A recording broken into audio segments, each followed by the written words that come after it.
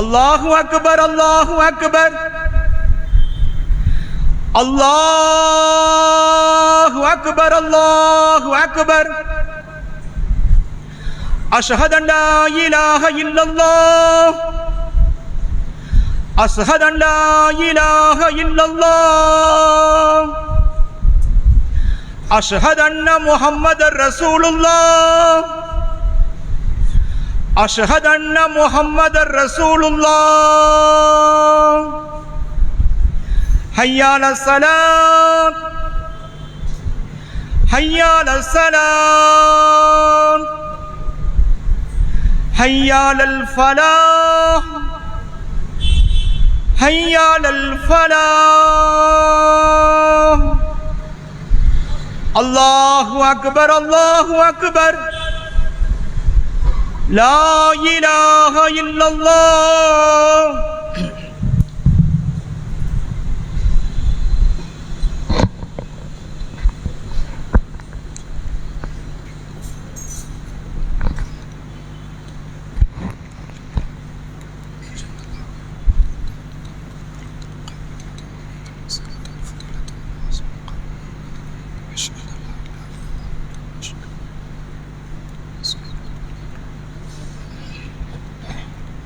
إن الحمد لله نحمده ونستعينه ونستغفره ونعوذ بالله من شرور أنفسنا ومن سيئات أعمالنا من يهده الله فلا مضل له ومن يضلله فلا هادي له وأشهد أن لا إله إلا الله وأشهد أن محمدا عبده ورسوله أما بعد فقد قال الله تعالى في القرآن العظيم والفرقان المجيد فأعوذ بالله من الشيطان الرجيم يا أيها الذين آمنوا اتقوا الله حق تقاته ولا تموتن إلا وأنتم مسلمون يا أيها الناس اتقوا ربكم الذي خلقكم من نفس واحدة وخلق منها زوجها وبث منهما رجالا كثيرا ونساء واتقوا الله الذي تساءلون به والأرحام إن الله كان عليكم رقيبا يا أيها الذين آمنوا اتقوا الله وقولوا قولا سديدا يصلح لكم أعمالكم ويغفر لكم ذنوبكم ومن يطع الله ورسوله فقد فاز فوزا عظيما. கண்ணியத்திற்கும் பெருமதிப்பிற்கும் உரிய எல்லாம் வல்ல அல்லாஹுவின் நல்லடியார்களே, அல்லாஹுடைய பேரருளால் அந்த ஏக இறைவனால் புனிதமாக ஆக்கப்பட்டிருக்கிற ஜும்மா தினத்தில் அவனை வணங்கி வழிபட வேண்டும் என்கிற உயர்ந்த சிந்தனையில் நாம் அனைவரும் அல்லாஹுடைய ஆலயத்திலே ஒன்று திரண்டிருக்கிறோம். இந்த நல்ல தருணத்தில் நபிகள் நாயகம் ஸல்லல்லாஹு அலைஹி வஸல்லம் அவர்கள் சொல்லித்தந்த ஒரு முக்கியமான போதனையை உங்களுக்கு மத்தியில் நினைவுபடுத்த நான் கடமைப்பட்டு இருக்கிறேன். நபி அவர்கள் கூறினார்கள், இதா குல்த லி சாஹிபிக அன்சித் யௌமல் ஜும்அத்தி வல் இமாம் யஹ்துபு. ஜும்மா தினத்தன்று இமாம் உரை நிகழ்த்தி கொண்டிருக்கும் பொழுது உங்கள் அருகில் இருக்கும் உங்கள் தோழனிடத்தில் வாய் மூடுங்கள், மௌனமாக இருங்கள் என்று நீங்கள் சொன்னாலும் ஃபக்கதில் லகௌத்த, நீங்களும் வீணான காரியத்தில் ஈடுபட்டவர்கள்தான்.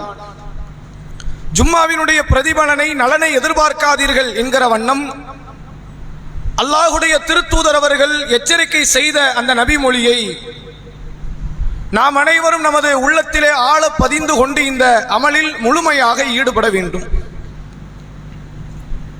அன்பிற்குரியவர்களே, நாம் வாழ்ந்து கொண்டிருக்கக்கூடிய இந்தியா என்கிற இந்த நாடு ஏராளமான இன மக்களை மொழி ரீதியாக, நிற ரீதியாக, இன்னும் எத்தனையோ பல வேறுபாடுகள் இந்த மக்கள் மத்தியிலே இருந்தாலும் அனைத்து மக்களுமே ஒரு தாய் ஒரு தந்தை பிள்ளைகளை போன்ற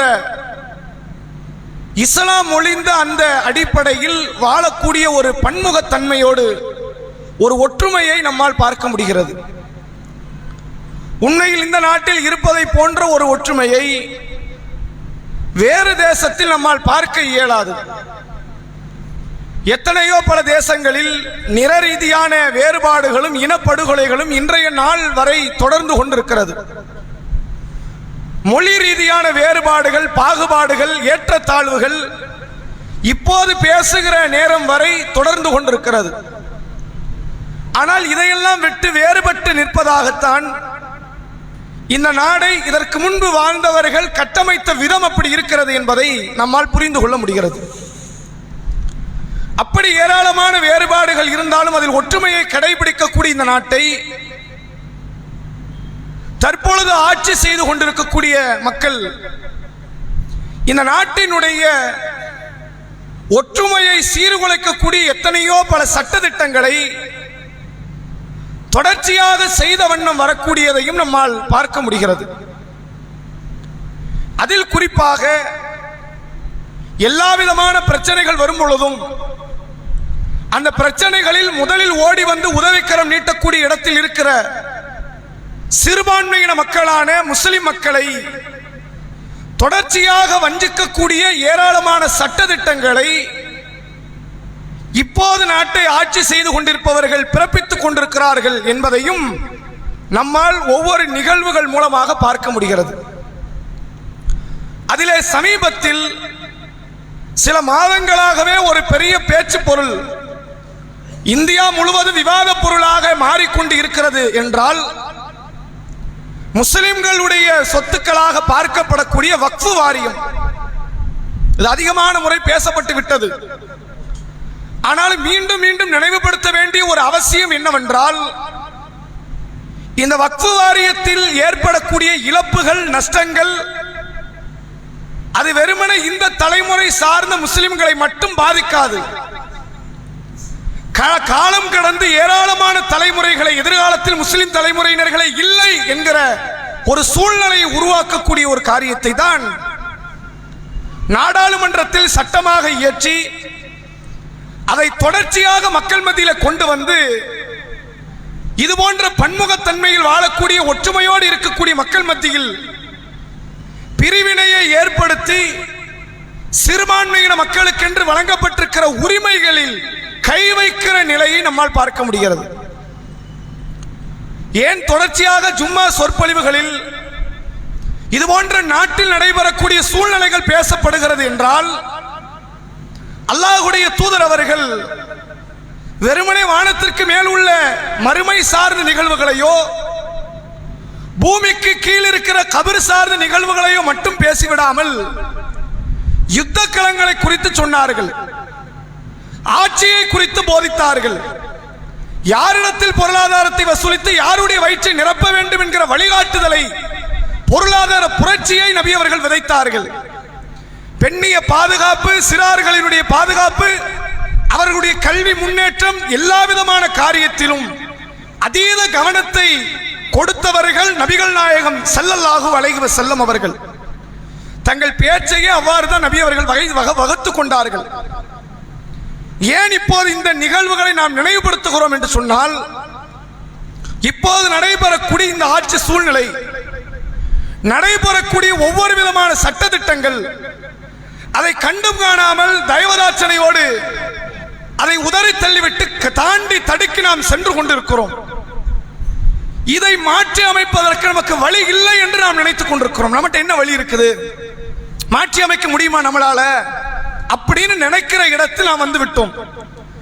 அல்லது சில முஸ்லிம்களை நீங்கள் பார்க்கலாம், நமக்கெல்லாம் மறுமையின் ஒரு வாழ்க்கை இருக்குது, இம்மையை பற்றி நம்ம ஏன் கவலைப்படணும், எவ்வளவு நெருக்கடிகள் எவ்வளவு பெரிய சங்கடங்கள் வந்தாலும் சரி தாண்டி சென்று விடலாம் என்ற மனநிலையிலும் இருக்கிறார்கள். உண்மையில் மறுமை வரப்போறது உண்மைதான், அதை சந்திக்க போவதும் நியாய தீர்ப்பு கிடைக்க போவதும் உண்மைதான். நித்திய ஜீவனாக வாழக்கூடிய அல்லாஹ்விடத்தில் இருந்து நிரந்தரமான சுகத்தை பெற வேண்டும் என்று போராடுவது உண்மைதான். ஆனால் அதற்காக வேண்டி துன்யாவில் இழைக்கப்படுகிற அநீதிகளை, துன்யாவில் கிடைக்கப்பெறுகிற உரிமை மீட்பை, உரிமைக்கு எதிரான காரியங்களை அதை எதிர்த்து குரல் கொடுக்க வேண்டும் என்கிற வழிகாட்டுதலையும் இஸ்லாமிய மார்க்கம் அடிப்படையிலே நமக்கு சொல்லி தந்திருப்பதை பார்க்க முடிகிறது. சரி, ஏராளமான போராட்டங்களோ ஆர்ப்பாட்டங்களோ மற்ற நிகழ்வுகளோ இந்த காரியத்தில் இருந்து திசை திருப்பி விடுமா நம்மை அப்படின்னு கேட்ட கிடையாது. உண்மையிலே இது போன்ற சட்டங்கள் வராமல் இருப்பதற்கு கல்வியை ஒரு ஆயுதமாக என்றைக்கு இந்த முஸ்லிம் சமுதாயத்தவர்கள் எடுக்கிறார்களோ, வளரக்கூடிய தலைமுறையினர்கள் ஆண்கள் பெண்கள் பாகுபாடு இல்லாமல் பட்டதாரிகளாகவும் அரசு உத்தியோகத்தில் எல்லா விதமான ஆட்சியை நிர்மாணிக்கக்கூடிய இடத்தில் என்றைக்கு இந்த முஸ்லிம் சமுதாயத்தவர்கள் வந்து அந்த சீட்டை அலங்கரிக்கிறார்களோ அன்றைக்கு இந்த நிலை மாறுவதற்கு வாய்ப்பு இருக்கிறது.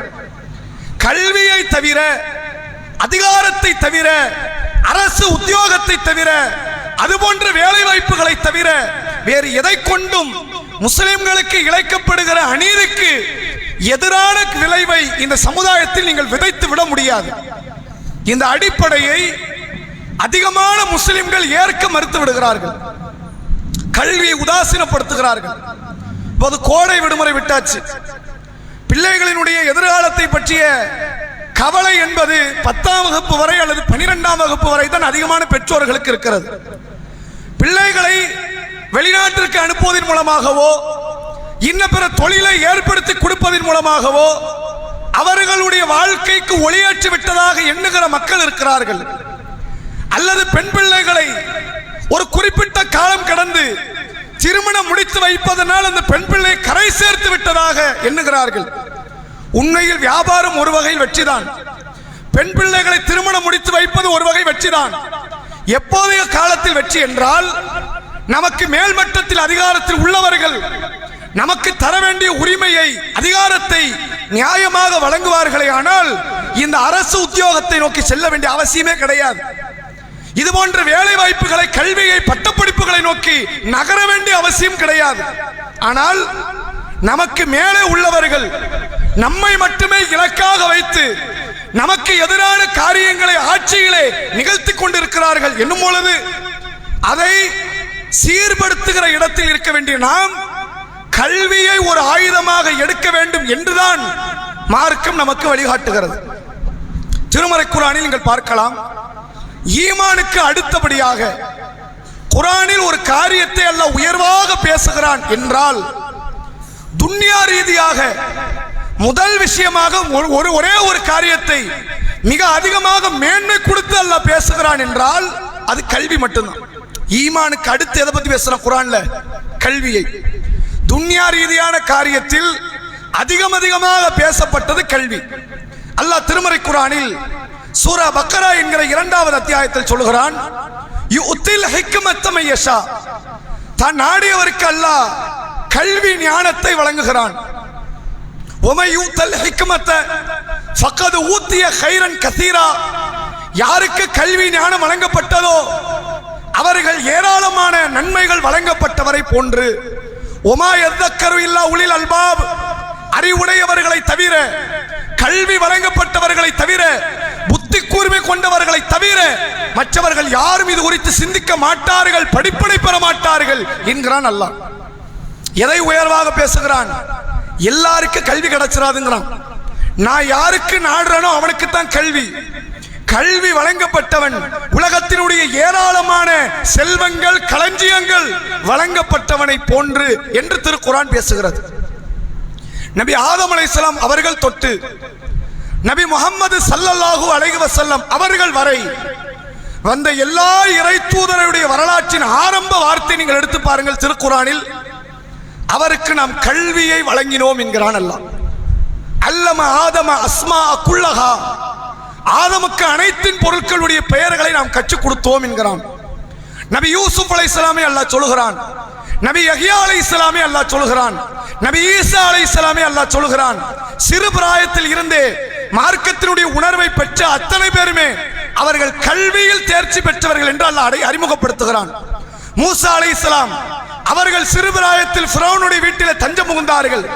அங்கிருந்து அவர்கள் வார்த்தெடுக்கப்பட்டு கல்வி அறிவு வழங்கப்பட்ட மூசா என்று அல்லாஹ் குர்ஆனிலே பேசுகிறான். இப்படி திருமறை குர்ஆனில் சொல்லப்பட்ட எல்லா விதமான நல்லோர்களும் கல்வியில் தேர்ச்சி பெற்றவர்கள். துல்கர்னைன் என்கிற நல்லவராக இருந்தாலும் சரி, லுக்மான் என்கிற நல்லடியாராக இருந்தாலும் சரி, இவர்களெல்லாம் கல்வியில் முக்கியமான இடத்தில் அங்கு வைக்கக்கூடிய நபர்கள். இந்த கல்வியின் மேன்மையை அல்லாஹ் எங்க இருந்து ஆரம்பிக்கிறான்? ஏதோ ஒரு ஊர்ல ஒரு அறிஞர் படிச்சாருன்னு சொல்லல, ஒரு அரசர் படிச்சாருன்னு சொல்லல. உங்களுக்கெல்லாம் மறுமை ரீதியாக வழிகாட்டிய அத்தனை நபிமார்களுமே கல்வி வழங்கப்பட்ட நபர்கள் தான், அவர்கள் படித்தவர்கள் தான், அவர்கள் மிக பெரும் அளவில் உலகம் சார்ந்த அறிவை பெற்றவர்கள் தான். ஏன் இறுதி தூதரை மட்டும் எழுத்தறிவு அற்றவராக அல்லாஹ் ஆக்கினான் என்று கேட்டால், திருக்குர்ஆன் சொல்கிறது, நபியே இதற்கு முன்னால் நீங்கள் எந்த வேதத்தையும் படிப்பவராக இல்லை, இனியும் உங்கள் வலது கரத்தால் எதையும் எழுதக்கூடிய இடத்தில் இல்லை. ஒருவேளை நீங்கள் படிப்பவராக எழுதுபவராக இருந்தால் இதல் அர்த்தாபல் முபத்திலூன், அறிவினர்கள் முட்டாள்கள் உங்கள் மீது தேவையற்ற விமர்சனங்களை வைத்து விடுவார்கள் என்று அல்லாஹ் திருக்குர்ஆனில் பேசுகிறான். மற்ற எல்லா இடத்திலும் நபிக்கு கல்வியை கொடுத்தான், அதிகப்படியான உலக நாலேஜை கொடுத்தான். ஏன் இந்த நபிக்கு அதை கொடுக்கல தெரியுமா? இப்ப இந்த நாலேஜை விட குர்ஆன் நாலேஜை அதிகப்படுத்தி காட்டணும். அப்ப இவர் நாலேஜை குறைச்சு காட்டணும். அப்பதான் குர்ஆன் இறை வேதம் தெரியும். இவரையும் புத்திசாலி ஆக்கி குர்ஆனையும் புத்திசாலி ஆக்கி உலக ரீதியாக ஆக்கினால் புத்திசாலி எழுதிய வேதம் என்று கடந்து விடுவார்கள். இவரை உலக ரீதியான கல்வியை குறைத்து குர்ஆனை கொடுத்தா இவரால் இந்த குர்ஆனை எழுத முடியாது. நம்மளாலே முடியாது, யாரால முடியாது.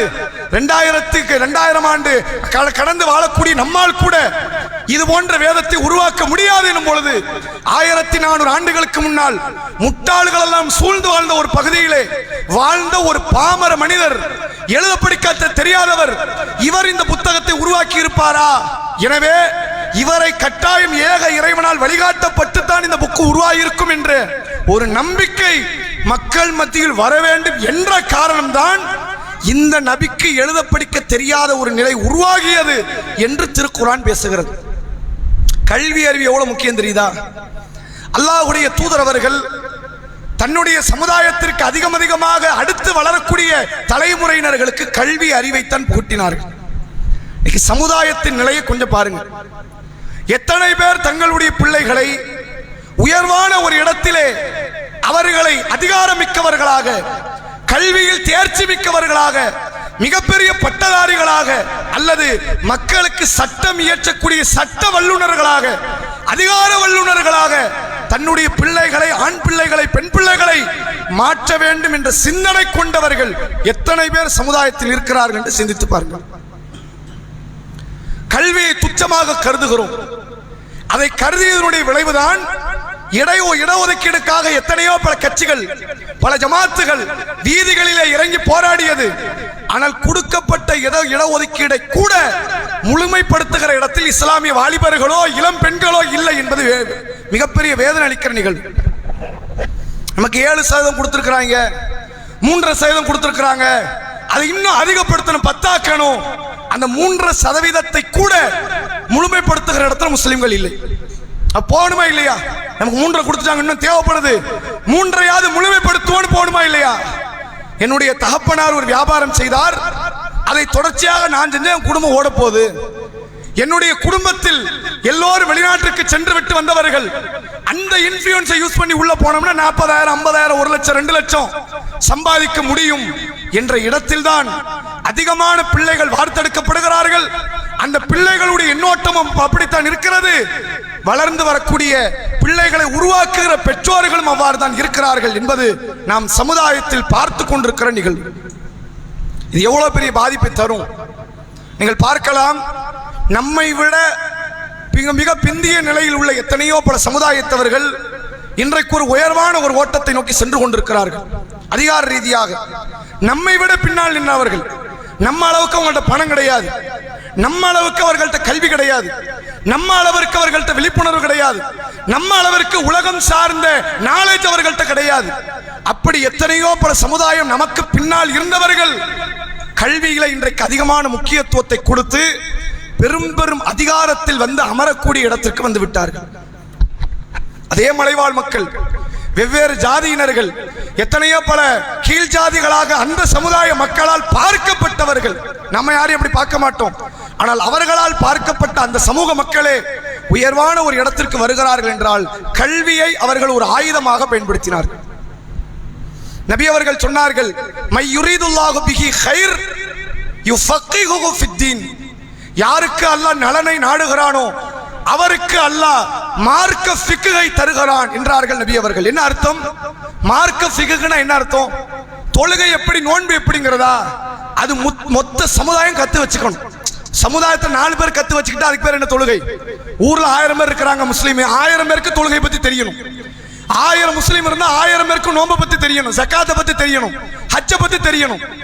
அப்ப மார்க்க ஞானத்தை கொடுக்கறான்னு என்ன அர்த்தம்? குறிப்பிட்ட சிலருக்கு கொடுக்கறான்னு என்ன அர்த்தம்? அது உலக கல்வியை குறித்து பேசுகிறது. யாருக்கெல்லாம் நலனை நாடுகிறானோ அவர்கள் கல்வியில் தேர்ச்சி பெற்றவர்களாக இருப்பார்கள். நபி அவர்கள் தொடர்ச்சியாக சொன்னார்கள், மன் சலக்க தரீக்கன் யல்தமிசுஹு ஃபீஹி இல்மன், யார் ஒருவர் கல்வியை தேடி ஒரு பாதையிலே பயணிக்கிறாரோ, இந்த பாதையில் சென்றால் ஞானம் கிடைக்கும், அறிவு கிடைக்கும், சமுதாயத்திற்கு நல்லது கிடைக்கும் என்ற எதிர்பார்ப்போடு கல்வியை தேடி ஒரு பாதையிலே நீங்கள் பயணித்தால் சஹலல்லாஹு தரீக்கன் இலல் ஜன்னா, சுவனத்தினுடைய பாதையை அல்லாஹ் அவர்களுக்கு இலகுபடுத்துகிறான் என்று நபி அவர்கள் சொன்னார்கள். இந்த கல்வி உதாசீனப்படுத்தப்படுதா இல்லையா? எத்தனை பல துறைகளில் இன்னும் தேவையான கல்வியாளர்கள் இருக்கிறார்கள் தெரியுமா? நம்ம லேபர் ஒர்க்கை தான் பார்த்துக்கிட்டு இருக்கிறோம். இந்த இடத்துல போய் லேபர் ஒர்க் பண்ண 40,000 50,000 அந்த பொருளாதார கண்ணோட்டத்தோடு பார்க்கிறோமே ஒழிய அது கல்வி ரீதியான கண்ணோட்டத்தை பார்ப்பது கிடையாது. இன்னும் வெவ்வேறு சமுதாயத்தில் நீங்கள் பார்க்கலாம், கல்விக்கு வயதே இல்லை என்பதை உணர்ந்து அந்த பாடப்படிப்பை இன்னும் தொடர்ச்சியாக படித்து தன்னை மெருகூட்டக்கூடிய இடத்தில் இருக்கிறார்கள். ஒரு இடத்துல போய் உட்கார்ந்தாச்சு, மாதம் 1 லட்சம் 1.5 லட்சம் சம்பாதிக்கிறோம், அதோடு அவர்களுடைய கல்வி பசி அடங்குவதில்லை. இன்னும் படிக்கிறார்கள், தேர்வுகளை கையாளுகிறார்கள், எடுக்கிறார்கள். 1.5 லட்சம் ஊதியத்தை 4 லட்சமாக மாற்றுகிற சமுதாயமும் மக்கள் மத்தியில் இருக்கிறார்கள். கல்வியில் எவ்வளவு பின்தங்கி இருக்கிறோம் என்று சிந்தித்து பாருங்கள். ஆசிஃபா என்ற ஒரு சிறுமி கற்பழிக்கப்பட்ட நிகழ்வு அது நடந்து 8 ஆண்டுகளை கடந்து இருக்கிறது. 7 வயது மதிக்கத்தக்க காஷ்மீரை சார்ந்த கத்துவா என்ற பகுதியில் குதிரை மேய்க்கக்கூடிய ஒரு நபரினுடைய மகள் ஆசிஃபா, 7 வயசு பிள்ளை, கற்பழித்து கொடூரமான முறையில் கொலை செய்யப்பட்டால் இந்தியாவை கடந்து பல நாடுகள் எல்லாம் அதற்கு கண்டனம் தெரிவிக்கக்கூடிய அளவிற்கு ஒரு கொடூர நிகழ்வு நடந்தது. ஆனால் வேடிக்கை என்ன தெரியுமா? இந்தியாவில் மட்டும் 30 கோடி இஸ்லாமியர்கள் இருக்கிறார்கள். செத்து போன பிள்ளை ஒரு முஸ்லிம் பெண். ஆனால் அந்த பெண்ணுக்காக நியாயம் கேட்க சுப்ரீம் கோர்ட்டில் வழக்கு தொடுப்பதற்கு ஒரு முஸ்லிம் வக்கீல் இல்லை. முஸ்லிம் வக்கீலே இல்லையான்னு கேட்டா இருக்கிறார்கள். ஆனால் சமுதாய வேட்கையோடு நடக்கக்கூடிய முஸ்லிம் வக்கீல்கள் இந்த சமுதாயத்தில் குறைவு. யாரு போய் நின்றது தெரியுமா? ஒரு மாற்று மதத்தை சார்ந்த ஒரு பெண்மணி ஆசிஃபாவுக்காக போய் நின்றார். நியாயம் வேண்டும் என்று போய் நின்றார். சம்பந்தப்பட்ட குற்றவாளிகளை எல்லாம் தூக்கிலிட வேண்டும் என்று போய் நின்றார். என்ன கிடையாது? சட்ட வல்லுநர்கள் இந்த சமுதாயத்தில் கிடையாது. மருத்துவ படிப்பை தேர்வு செய்யக்கூடிய மக்கள், பொறியியல் படிப்பை தேர்வு செய்யக்கூடிய மக்கள், எங்கு சென்றால் அதிக பணத்தை எடுக்கலாம் என்பதை இலக்காக வைத்து செல்லக்கூடிய மக்கள், எங்கு சென்றால் அதிகாரத்தை பெறலாம், எங்கு சென்றால் சமுதாயத்திற்கு நலனை தரலாம், எங்கு சென்றால் நம்மால் 4 பேர் சமுதாயத்தில் வாழ வழி உண்டு என்கிற கல்வியை, அதிகாரத்தை தேர்வு செய்து படிக்கக்கூடிய மக்கள் சமுதாயத்தில் குறைவு. ஏன் அந்த துறை தேர்வு செய்யல? ஊதியம் குறைவு என்பதனாலயா? கிடையாது. நீங்கள் பார்க்கிற மருத்துவரை விட பல மடங்கு சம்பாத்தியத்தை இந்த வக்கீல் துறையில் எடுக்க முடியும், பல மடங்கு. நீங்கள் பொறியியல் படிப்பில் பெறக்கூடிய பெரும் மதிப்பை விட சமுதாயத்தில் இருக்கிற ஒரு IAS ஆல், ஒரு தாசில்தாரால், வேறு வட்டாட்சியர் அலுவலர்களால், மற்ற சமுதாயத்தில் இருக்கிற அரசு உத்தியோகத்தில் உள்ள நபர்களால் அந்த அதிகாரத்தை விட பன்மடங்கு அதிகாரத்தை, மதிப்பை பெற முடியும். ஆனா ஏன் எடுக்கல தெரியுமா? அது எட்டாத கனி என்று மக்கள் எண்ணிவிட்டார்கள். நமக்கு கிடைக்காது, நம்மெல்லாம் பெற முடியாது, அதற்கு அதிகமான தகுதிகளை வளர்த்துக் கொள்ள வேண்டும் என்று நாம நினைத்துக் கொண்டிருக்கிறோம். உண்மை அது அல்ல. சாதாரணமாக குப்பை எல்லக்கூடிய நபர்களை சார்ந்த குடும்பத்தில் இருந்து பட்டதாரிகள் உருவாகிறார்கள். வீட்டு வேலைகளை செய்யக்கூடிய ஒரு பெண்மணியினுடைய மகன் தன்னுடைய 25 வயதில் ஒரு கோர்ட்டுடைய ஜட்ஜாக, நீதிபதியாக பதவி உயர்வை பெறுகிற நிலையை பார்க்க முடிகிறது. 23 வயதை அடைந்த ஒரு பெண் IAS உத்தியோகத்திற்கு செல்லக்கூடிய நிகழ்வு இந்த இந்தியாவில் நடக்கும். கல்வி என்பது இருக்கிறது, அது என்னை மாற்றுவதற்கோ, என்னை உருவாக்குவதற்கோ, என் பொருளாதாரத்தை அதிகப்படுத்துவதற்கான வழி அல்ல. கல்வி என்பது என்னையும் கடந்த என் சமுதாயத்தை வாழ வைப்பதற்கான ஒரு ஆயுதம் என்பதை உணர்ந்து செயல்படக்கூடிய மக்களாக நாம் மாறாத வரை இந்த சமுதாயத்துக்கு எந்த விதமான முன்னேற்றத்தை நாம் கொண்டு வந்து விட முடியாது. நபி அவர்கள் மக்கள் அறியாமை கால மக்களாக வாழ்ந்த அந்த மக்கள்கிட்ட ரசூலுல்லாஹ் எடுத்தோன தொழுகையை கொண்டு போய் சேர்க்கல. நோன்பை கொண்டு போய் சேர்க்கல. எது முட்டாள்தனமான காரியமோ அதை உடைச்சாங்க ரசூலுல்லாஹ். அறியாமை என்னும் இருளில் இருந்து நபி அவர்களை வெளியேற்றினார்கள். ஜாஃபர் பின் அபி தாலிப் ரலியல்லாஹு அன்ஹு அவர்கள் என்கிற நபிகளாருடைய நேசத்திற்குரிய பெரிய தந்தையின் மகன் இந்த ஜாஃபர் அபிசீனிய ஹிஜ்ரத்துக்கு செல்கிறார். அபிசீனியாவுக்கு அம்ர் பின் ஆஸ் என்ற ஒரு நபித்தோழர், பிற்காலத்தில் ஒரு நபித்தோழர். இப்போது இந்த சம்பவம் நடக்கும்போது ஒரு காஃபிர் அவரை அபு சுஃபியான் அனுப்பி வைக்கிறார். நஜ்ஜாசி மன்னர்ட்ட போன 70 சஹாபிகளை, அந்த அடிமைகளை இழுத்து விட்டு வா என்று சொல்லி அனுப்புகிறார். அம்ர் பின் ஆஸ் போகிறார், நஜ்ஜாசி மன்னரை சந்திக்கிறார். இந்த ஜாஃபருடைய தலைமையில் வந்த 70 பேர் எங்கள் அடிமைகள், மதம் மாறிவிட்டு சென்றவர்கள், இவர்களை எங்களோடு அனுப்பிவிடுங்கள் என்று நஜ்ஜாசி மன்னரிடத்தில் கோரிக்கை வைக்கும் போது நஜ்ஜாசி மன்னர், நான் யாரிடத்திலும் நியாயத்தை கேட்காமல் எந்த ஒரு தீர்ப்பையும் தர முடியாது என்று சொல்லி ஜாஃபர் பின் அபி தாலிப் ரலியல்லாஹு அன்ஹு அவர்களை அழைத்து என்ன நிகழ்வு நடந்தது என்று கேட்கிறார். முதல் விஷயம் அவர் சொன்னது என்ன தெரியுமா? இந்த முகமது வந்தார், எங்கள் வாழ்க்கையில் எவ்வளவோ பல மாற்றங்களை தந்தார், எவ்வளவோ நிகழ்வுகளை எங்களுக்கு கொடுத்தார். ஆனா அதுக்கெல்லாம் முன்னாடி மடையர்களாக வாழ்ந்த எங்களுக்கு புத்தியை கொடுத்தார் இந்த முகமது என்று சொன்னார் ஜாஃபர் பின் அபி தாலிப் ரலியல்லாஹு அன்ஹு அவர்கள். நாங்கள் முட்டாள்களாக வாழ்ந்தோம், சிலைகளை வழிபட்டோம், நிர்வாணமாக காபத்துல்லாவை தவாப் செய்தோம், செத்த மையத்துகளை நாங்கள் சாப்பிட்டோம், எளியவர்களை வலியவர்கள் மிதித்தோம். இப்படி ஒரு நிலையில் வாழ்ந்த எங்களை அறியாமை என்கிற இருளில் இருந்து வெளியேற்றியவர் இந்த முகம்மது.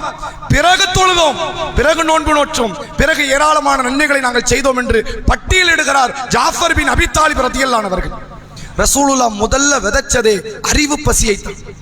அதை கொடுத்தாங்க. அந்த தேடுதல் அவர்களை எப்படி மாற்றியது? அவர்களோடு நிற்கல.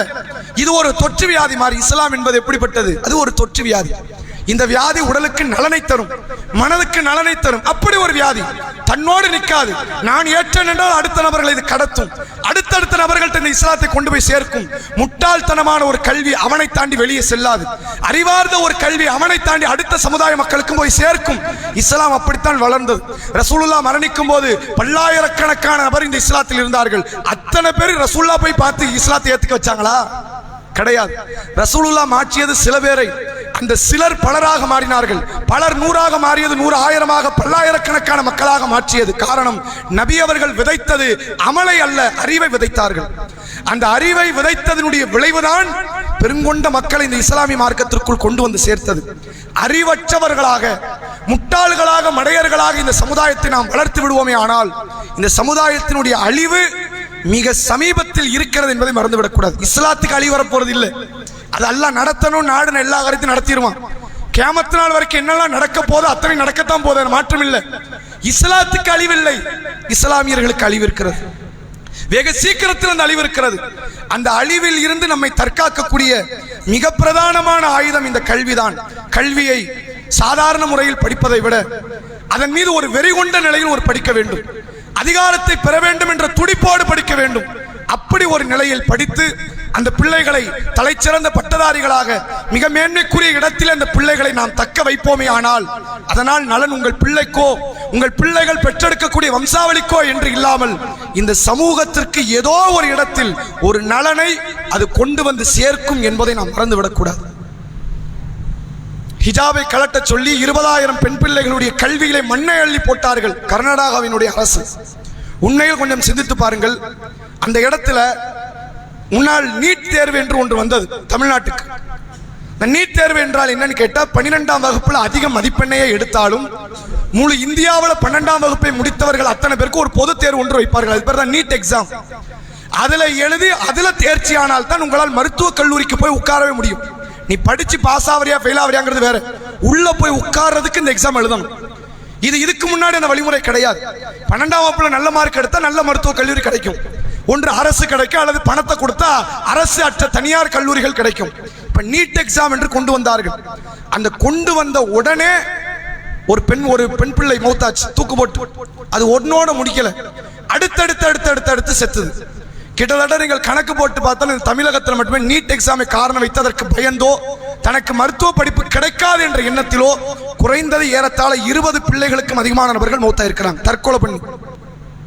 உண்மையிலே இவர்கள் செய்தது எவ்வளவு மடமைத்தனமோ அது போன்ற ஒரு மடமைத்தனம் தான் கர்நாடகாவில் ஹிஜாபை வேண்டாம் என்று சொன்ன காரணத்தினால் கல்வியை புறக்கணித்த 20,000 பெண் பிள்ளைகளும் செய்தது ஒரு மடமைத்தனமான ஒரு காரியம்.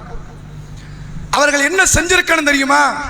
இதே 20 பிள்ளைகள் தற்கொலை செய்தவர்கள் இந்த நீட் எக்ஸாமை ஒரு கை பார்த்து மேல அதிகார வட்டத்திலே போய் உட்கார்ந்து அந்த அதிகார வட்டத்தில் இருந்து இந்த நீட் எக்ஸாமை தடை செய்ய முடியுமா என்று கேட்டால் முடியும். இதே 20,000 பிள்ளைகள் ஹிஜாபு போனாலும் பரவாயில்லைன்னு உள்ள போய் உட்கார்ந்து தேர்வை எழுதி அதிகாரத்தினுடைய மட்டத்திலே மேலே ஏறி உட்கார்ந்து பிறகு ஹிஜாபை சட்டமாக மாற்றவும் முடியும். செஞ்சிருக்கலாமா இல்லையா? புறக்கணித்ததால் யாருக்கு லாபம்? 20,000 பேர் வெளியே போயிட்டாங்க, யாருக்கு லாபம்? அந்த சட்டம் அமல் தானே. மாற்ற முடிந்ததா? அடுத்த வருஷம் 20,000, அடுத்த வருஷம் 20,000. எத்தனை 20,000 வெளியே போறது? எத்தனை பேர் கல்வியற்ற குருடர்களாக மாறுவது? அதை மாற்றி அமைக்கணுமா இல்லையா? அதற்கும் இஸ்லாம் ஒரு வழிமுறை சொல்லி தருகிறது. நபி அவர்களுடைய காலத்துல அஷ்ரஃப் என்று சொல்லப்படுகிற ஒரு யூத தலைவன் ஒருவன் இருக்கிறான். நபி அவர்கள் அந்த யூத தலைவனை கொல்லும்படி கட்டளையிடுறாங்க. அவனால பல இடையூறுகள், பல சங்கடங்கள், அவனை கொன்னுருங்கன்ட்டாங்க ரசூலுல்லாஹ். போனது யார் தெரியுமா? முஹம்மது பின் மஸ்லமா என்று அழைக்கப்படுகிற ஒரு நபித்தோழர். ரசூலுல்லாஹ் காலத்துல முஹம்மதுன்னு பேர் வச்சு இந்த 2 பேர் தான். ஒன்னு ரசூலுல்லாஹ், இன்னொன்னு இந்த சஹாபி. ரசூலுல்லாஹ் பேர் முஹம்மது பின் அப்துல்லா, இவர் பேர் முஹம்மது பின் மஸ்லமா. முஹம்மது என்ற பேருடைய சஹாபி சொல்றார், நான் போறேங்கிறார். ஆயுதத்தை எடுத்துக்கொண்டு கிளம்பும் போது சொல்கிறார், அல்லாஹ்வுடைய தூதரே, அவனை என் பக்கம் நான் இழுத்து அவனை கொலை செய்ய வேண்டும் என்றால் உங்களை பற்றியும் இந்த மார்க்கத்தை பற்றியும் சில வார்த்தைகள் அவன்கிட்ட நான் பயன்படுத்தணும். பயன்படுத்தாம அவன் பக்கத்தில் நெருங்க முடியாது. என்ன, அவன் முஸ்லீமா பார்க்கிறான், நான் முஸ்லீம் இல்லைன்னு சொல்லணும். உங்களையும் இந்த மார்க்கத்தையும் சில வார்த்தைகளால் திட்டணும், அப்பதான் நெருங்க முடியும். நெருங்கி கேட்டாங்க, பண்ணிக்க பிரச்சனை இல்லைன்ட்டாங்க. இவர் போகிறார், அஷ்ரஃபை அழைக்கிறார். அழைத்து பக்கத்தில் அழைத்து சொல்கிறார், முகமதால் நாங்கள் எவ்வளவோ நஷ்டத்தை அடைஞ்சிட்டோம், அந்த மனுஷனை நம்பி போனது ஏமாந்துட்டோம்னார். நாங்கள் இந்த இஸ்லாத்தால் படாத பாடுகளை பட்டு விட்டோம். அஷ்ரஃப் பேசுகிறான், நான் தான் சொன்னேன் அப்பமே போகாதன்னு, நீ யாருக்கு யார் பேச்ச கேட்ட அப்படி நெருங்கி வருகிறான். கதையை முடித்து விட்டு வருகிறார். நபி அவர்கள் எதை பாடம் காட்டுகிறார்கள் தெரியுமா? எந்த ஒரு நேரத்திலும் இஸ்லாமியர்கள் பிற உயிருக்கு எதிரானவர்கள் அல்ல. ஆனால் உங்களுக்கும் உங்கள் உரிமைக்கும் உங்கள் மார்க்கத்துக்கும் எதிரானவர்களாக மாறினால் அதிகாரத்தை பிடிக்கிற வரை நீங்கள் என்ன செய்ய வேண்டியதில்லை. இதை விட்டு தற்காலிகமான சில விடுப்பை எடுத்து அந்த அதிகாரத்தை பிடிப்பதற்கு முயற்சியை செய்ய வேண்டும் என்கிற ஒரு வழிகாட்டுதலை இஸ்லாம் சொல்கிறது. இவ்வளவு பெரிய வழிகாட்டுதல் இருக்கும் போது நம்ம இந்த கல்வியில எவ்வளவு பெரிய மேன்மைக்குரிய இடத்தை அடையலாம். அதை அடைந்து அதை தக்க வைப்பதற்கான முயற்சிகளை செய்யலாம். அதை செய்ய நாம் தவறுவது உண்மையில் இந்த சமூகத்திற்கு நாம் செய்யக்கூடிய மிகப்பெரிய ஒரு ஏமாற்றுகரமான நிகழ்வு. நாளை உங்கள் பிள்ளைகள் எங்களுக்கு வீடு இல்லையேங்கிறதுக்கு அவங்க வருத்தப்பட மாட்டாங்க. எங்க வாப்பா சம்பாதிச்சாரு, வீடு கொடுக்கல, எங்களுக்கு காரை கொடுக்கல, சொத்து பத்து கொடுக்கல, நகையை கொடுக்கலங்கிறத தாண்டி எங்கள் தாய் தந்தையர்கள் படும்பாடுபட்டார்கள். அதனுடைய விளைவு இன்றைக்கு இந்த சமுதாயத்தில் 2100 தாண்டி 200 தாண்டி முஸ்லிம்கள் இங்கு வாழ முடியும் என்கிற சூழ்நிலையை உருவாக்கியவர்கள் எங்களுடைய முன்னோர்கள் என்று சொல்லுகிற இடத்தில் உங்கள் பிள்ளைகள் உங்களுடைய பெயர் மொழியப்பட வேண்டும் என்றால் கல்வியில் தலை சிறந்தவர்களாக மாற்றுங்கள். அத்தகைய ஒரு சூழ்நிலை தான் இந்த சமுதாயத்திற்கு ஒரு நன்மையை ஏற்படுத்தும் என்பதை சொல்லி என்னுடைய உரையை நிறைவு செய்கிறேன். வாஹிர் தஅவானா அல்ஹம்துலில்லாஹி ரப்பில் ஆலமீன். அஸ்ஸலாமு அலைக்கும் வரஹ்மத்துல்லாஹி வபரகாத்துஹு.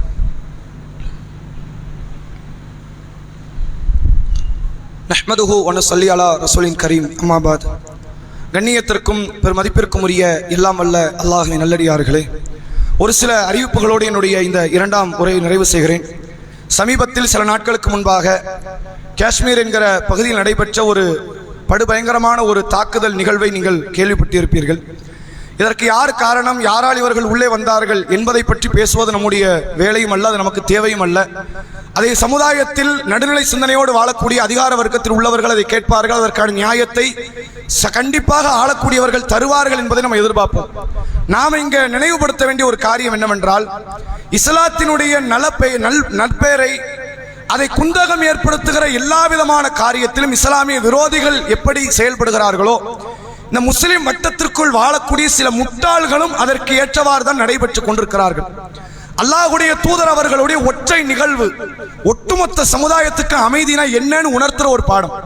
ஒரு நாட்டினுடைய ஜனாதிபதியாக ஒருவர் இருக்கிறார், அவரை கொல்லுவதற்கு ஒரு நபர் திட்டமிடுகிறார் என்றாலே அவர் கொல்லப்பட தகுதி படைத்தவர். உங்களுக்கு புரியுதுல்ல? இந்தியாவுக்கு ஒரு பிரதமர் இருக்கிறார், அமெரிக்காவுக்கு ஒரு அதிபர் இருக்கிறார், ஒவ்வொரு நாட்டுக்கு ஒரு அரசர் இருக்கிறார். இவர் கொல்றதுக்கு ஒருத்தன் திட்டம் போடுறான் அப்படின்னா இவன் ஜெயிலில் அடைக்கப்படுவதற்கு ஒருவேளை மரண தண்டனை கொடுப்பதற்கு கூட தகுதி படைத்தவன். ஆனால் நபி அவர்கள் மிகப்பெரிய தேசத்தை ஆட்சி செய்த அல்லாஹ்வுடைய தூதரை இறைச்சி துண்டுல விஷத்தை தடவி ஒரு பெண்மணி கொண்டு வந்து கொடுக்கிறாங்க. ரசூலுல்லாவை கொல்வதற்கான எல்லா விதமான திட்டமிடல் அது. நபி அவர்கள் உணர்கிறார்கள், அந்த பெண்ணை மன்னித்து விட்டார்கள். இதை விட இஸ்லாம் அமைதியை விதைக்குதுங்கிறதுக்கு ஒரு மேன்மை பொருந்திய ஒரு ஆதாரம் வேண்டாம். வேற அதை காட்டணும் இதை காட்டணும் ஒண்ணுமே தேவையில்லை. ஒரு நாட்டின் அரசர்ப்பா, அரசரை கொல்ல அந்த அரசருடைய மதத்துக்கு விரோதமான ஒரு மதத்தை சார்ந்த ஒரு பெண், அந்த பெண்ணுடைய ஹைபர் யுத்தம் அந்த களமல அடங்கிருச்சு. இந்த ஒரு பெண் தான் உயிரோடு இருக்கிறாங்க. நினைச்சா என்னனாலும் செய்ய முடியும். சட்ட ஒழுங்குகளை காப்பாற்ற வேண்டும் என்ற நோக்கத்தில் கொன்றோம் என்று கூட சொல்ல முடியும். ரசூலுல்லாஹ் கொல்லல, மன்னிச்சு விட்டாங்க. இப்படி ஒரு நிகழ்வை இந்த காலத்தில் கூட பார்க்க முடியாது. இந்த காலத்தில் கூட அரசருக்கு எதிராக, ஆட்சியாளருக்கு எதிராக ஒரு பெண்ணோ ஒரு ஆணோ ஏதோ ஒரு காரியத்தை செய்து விடுவார்களே, ஆனால் அது அவர்களை சிறைச்சாலையில் கொண்டு வந்து சேர்க்கும், மரண தண்டனை கொண்டு வந்து சேர்க்கும். ரசூலுல்லாஹ் மன்னிச்சு விட்டாங்கிறத வைத்து இஸ்லாம் எவ்வளவு பெரிய அமைதியை விதைக்கிற மார்க்கம் என்பதை நம்மால் உணர முடிகிறது. அப்படிப்பட்ட நிலையில் உள்ள இந்த மார்க்கத்தை அதை களங்கம் ஏற்படுத்துகிற விதத்தில் இஸ்லாத்துக்கு வெளியே சில பேர் செய்து கொண்டிருக்கிறார்கள். உள்ளுக்குள்ளேயே சில பேர் என்ன பண்றாங்க, ஏதோ இந்த மார்க்கத்தை காப்பாற்ற போறோம், மார்க்கத்தை நம்ம யாரும் காப்பாற்ற வேண்டாம், நம்ம வாழ்க்கையில் உள்ள மார்க்கத்தை காப்பாற்றினாலே போதும். நான் சரியா இருக்கிறேனா, ஹலாலான வியாபாரத்தை செய்கிறேனா, நேர்மையாக நடக்கிறேனா, நடந்துட்டாலே இந்த மார்க்கம் வளர்ந்துரும். நாம போய் வளர்க்க வேண்டியதில்லை, தண்ணி ஊத்தி வளர்க்கணும் அவசியம் கிடையாது. இன்றைக்கு 200 கோடி இஸ்லாமியர்கள்ட்ட மார்க்கம் போயிருக்குது. எப்படி போச்சு? நம்ம வளர்த்ததுனாலயா? நம்மளை கொண்டு போய் சேர்த்தோம். எத்தனை இஸ்லாமியர்கள் மாற்று மதத்தவர்கள்ட்ட மார்க்கத்தை சொல்லி இஸ்லாத்தை ஏற்றுக்கொள்ள வைத்தது அல்லாஹ் கொடுத்தான். ஒவ்வொரு நபரினுடைய நடவடிக்கையோ, குர்ஆனுடைய வாசகமோ, ஒரு இஸ்லாமியர்கள் சொல்லக்கூடிய ஒரு பாங்கோ, பல மாற்று மதத்தவர்களுடைய உள்ளம் புரண்டது இஸ்லாத்தை நோக்கி வந்தார்கள். நம்ம இந்த மார்க்கத்தை வளர்க்கல, அல்லாஹ் இந்த மார்க்கத்தை வளர்த்தான். யுரீதுல்லாஹு லியுத்ஃபியு நூரல்லாஹி பிஅஃவாஹிஹிம், அல்லாஹ்வுடைய ஒளியை, ஜோதியை தங்கள் நாவுகளால், வாய்களால் ஊதி அணைக்க சிலர் எண்ணுகிறார்கள். வல்லாஹு முத்திம்மு நூரிஹி வலவ் கரிஹல் காஃபிரூன், அல்லாஹ் தான் காஃபிர்களை வெறுத்தாலும் சரி அவன் ஜோதியை முழுமைப்படுத்துகிறான் என்று திருக்குர்ஆன் பேசுகிறது. அப்ப இஸ்லாத்தை வளர்க்கிறது நாம இல்ல, அல்லாஹ். நம்ம என்ன செய்ய வேண்டாம், இஸ்லாத்துக்கு விரோதமாக அதை அழிக்காம இருந்துட்டா போதும். என்ன செய்ய வேண்டாம், அதை அழிக்காம இருந்தா போதும். இன்றைக்கு சில மக்கள், ஒரு சிலர் இஸ்லாத்தை பற்றிய அறிவு அற்ற முட்டாள்களாக, மடையர்களாக இருக்கக்கூடிய நபர்கள் செய்யக்கூடிய சில காரியம் அது மார்க்கத்துக்கே விரோதமாக மாறுகிறது என்பதையும், அதே நேரத்தில் இஸ்லாமிய மார்க்கம் ஒருபோதும் தீவிரவாதத்தை ஆதரிக்கவில்லை, அதற்கு அங்கீகாரம் தரவில்லை, அதை எதிர்க்கிறது. தீவிரவாதத்தை செய்யக்கூடியவர்கள் இஸ்லாமியர்கள் அல்ல, எந்த ஒரு இஸ்லாமியர்களும் தீவிரவாத செயலில் ஈடுபட மாட்டார்கள் என்பதை இந்த நேரத்தினுடைய தகவலாக நாம் நினைவுபடுத்திக் கொள்கிறோம். அதோடு சில அறிவிப்புகள் இன்ஷா அல்லாஹ் வரக்கூடிய 3ஆம் தேதி மே 3 மே 13 வரை நம்முடைய பள்ளியில் வைத்து மாணவிகளுக்கான, பெண் பிள்ளைகளுக்கான கோடைகால பயிற்சி வகுப்பு நடைபெறக்கூடிய இருக்கிறது. பெண் ஆசிரியர்களை வைத்து அதற்கு உங்களுடைய பெண் பிள்ளைகளை இந்த வகுப்பிலே இணைக்கும்படி கேட்டுக்கொள்கிறோம். வரக்கூடிய மே 13 23 வரை ஆண் பிள்ளைகளுக்கான, பசங்களுக்கான கோடைகால பயிற்சி வகுப்பு நடைபெற இருக்கிறது. அதிலும் உங்களுடைய பிள்ளைகளை இணைக்கும்படி நாம் கேட்டுக்கொள்கிறோம். இன்ஷா அல்லாஹ் இந்த வக்ஃபு வாரிய திருத்த சட்டம் என்பது இப்போது சுப்ரீம் கோர்ட்டால் இடைக்கால தடை விதிக்கப்பட்டிருந்தாலும் அந்த தடை மீண்டும் அமலாக்கத்திற்கு வருவதற்கு எவ்வளவு காலம் வேண்டுமானாலும் எடுத்துக்கொள்ளலாம். டக்குன்னு மீண்டும் ஒரு அவர்கள் சார்ந்த வக்கீலால் அதை மறுபடியும் அந்த தடையை நிவர்த்தி செய்வதற்கு ஒரு வழிவகை செய்யும். எனவே இந்த தடை நமக்கு ஒரு பெரும் நிம்மதியை தந்துவிடாது. இது சார்ந்த விழிப்புணர்வை சமுதாய மக்களுக்கு, முஸ்லிம்களுக்கும் முஸ்லிம் அல்லாதவர்களுக்கும் ஏற்படுத்த வேண்டும் என்பதனால் வெவ்வேறு மாநிலங்களில் வெவ்வேறு விதமான போராட்டங்களை அறிவித்துக் கொண்டிருக்கிறார்கள். தமிழ்நாடு தௌஹீத் ஜமாத் சார்பாக இந்த ஏப்ரல் 24 மே 24 வரை ஒரு மாத காலம் வக்ஃபு என்பது நம்முடைய உரிமை என்ற தலைப்பின் கீழ் தொடர் விழிப்புணர்வு பிரச்சாரங்களை செய்ய வேண்டும் என்று இந்த ஜமாத் நம் மீது பணித்திருக்கிறது. அந்த அடிப்படையில் இன்று, நாளை மறுநாள் நடைபெறக்கூடிய மெகாஃபோன் பிரச்சாரங்கள், அதே போன்று மற்ற தாவா களங்கள் அனைத்துமே வக்ஃபை, அது அதனுடைய நியாயத்தை, உரிமையை குறித்து மக்கள் மத்தியிலே விழிப்புணர்வு ஏற்படுத்தக்கூடிய வகையில் இருக்கும் என்பதை சொல்லி என்னுடைய இந்த உரையை நிறைவு செய்கிறேன். வாஹிர் தஅவானா அல்ஹம்துலில்லாஹி ரப்பில் ஆலமீன். அஸ்ஸலாமு அலைக்கும் வரஹ்மத்துல்லாஹி.